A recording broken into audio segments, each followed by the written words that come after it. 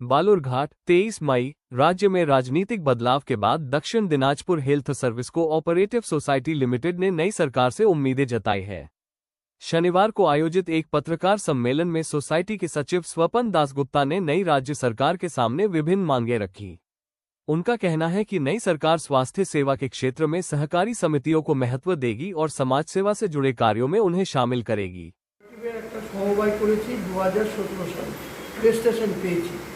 পাওয়ার পরে আমরা সেই রেজিস্ট্রেশন পাওয়ার পরে আমাদের সমবায়ের মধ্যে দিয়ে অবসরপ্রাপ্ত স্বাস্থ্য দপ্তরের কর্মচারী, তারপরে সিজনাল কর্মচারী, কন্ট্রাকচুয়াল কর্মচারীকে নিয়ে আমরা সমবায়টা করেছি।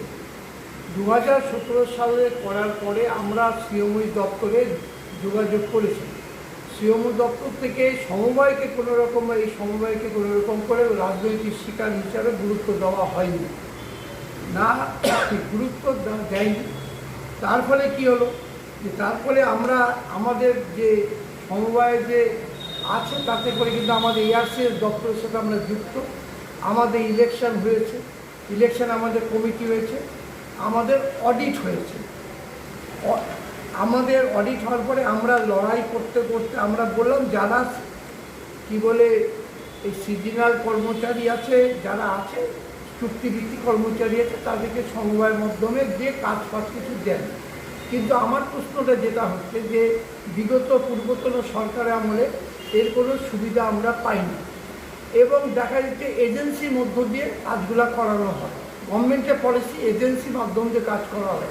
তাহলে সমবায়কে বাঁচিয়ে রাখতে গেলে যেখানে হেলথ সার্ভিস কোঅপারেটিভে এত ধরনের মানুষ আছে এবং TD, mobiliser, revenue person, stay worker, আশাকর্মী, তারপরে হচ্ছে কী বলে অবসরপ্রাপ্ত ফার্মাসিস্ট, অবসরপ্রাপ্ত ডাক্তার, অবসরপ্রাপ্ত নার্স, এরা কেন কাজটা পাবে না? তাদেরকে যে কাজটা করালে কিন্তু এজেন্সি দিয়ে সমস্ত জায়গাগুলো কাজটা করছে, সেই জায়গায় দাঁড়িয়ে থেকে আমরা বঞ্চিত।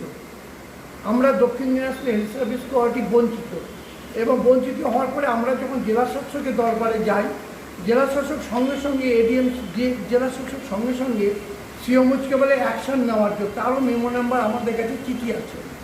কিন্তু দেখা যাচ্ছে যে জেলা শাসকের চিঠিটাও সিওমুজ মান্যতা দেননি, তদানীন্তন সিওমুজ মান্যতা দেননি এবং মান্যতা না দেওয়ার ফলে তারপরে আমরা লড়াইটা জারি রাখি। 17 সাল থেকে লড়াই করতে করতে করতে করতে আমরা কি বলে একটা কথা বলি যে আপনার কাজ দিতে হবে না, আপনি যেই চুক্তিভিত্তিক সিজনাল কর্মচারী আছে, যেমন স্প্রে ওয়ার্কার থেকে এনলিস্টেড আছে, আপনি এদেরকে এনলিস্টেড করুন এবং একটা তালিকা তৈরি করুন। সেই মোতাবেক 2017 সাল থেকে লড়াই করতে করতে 13/5/2025 এসে সিওমুজ একটা আদেশ বার করেন। সিওমুজ একটা আদেশ বের করলেন যে হ্যাঁ এদের